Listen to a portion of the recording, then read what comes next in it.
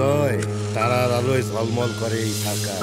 ভালোবাসা দিবসের দিন দেশের ১৩ প্রেক্ষাগৃহে মুক্তি পাচ্ছে অরুণ চৌধুরী পরিচালিত সরকারি অনুদানের ছবি জলে জলে তারা।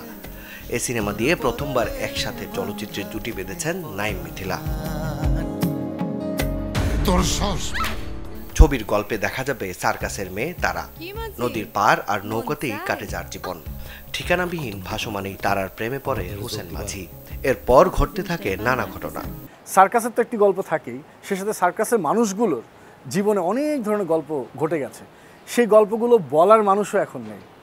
হ্যাঁ, সেই কারণে সেই গল্পটা উঠে আসবে। সেই গল্পটা দেখে সবাই আবার পেছনের সেই গল্পগুলোকে স্মৃতিচারণ করতে পারবে, সেই চরিত্রগুলোকে স্মৃতিচারণ করতে পারবে।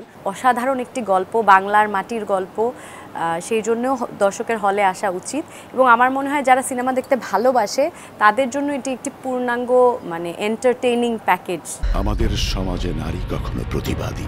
এদিকে একই দিন দেশের ২২ প্রেক্ষাগৃহে আলোর মুখ দেখছে সামাজিক গল্পের ছবি ময়না। ভালোবাসা দিবসের দিন মুক্তির অপেক্ষায় থাকা সিনেমাটির গল্প ভালোবাসাকে কেন্দ্র করে। ময়না দিয়েই ঢালিউডের নায়িকা হিসেবে অভিষেক হচ্ছেন রাজরিপা।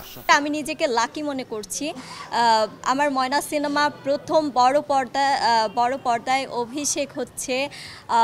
একদম প্রপার একজন হিরোইন হয়ে, অভিনেত্রী হয়ে আমি বড় পর্দায় আসব, এটা আমার সত্যি সৌভাগ্যের।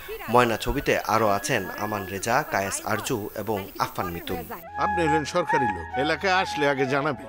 মাকসুদুল হাকিমু, চ্যানেল 24, ঢাকা। নায়িকা তুমি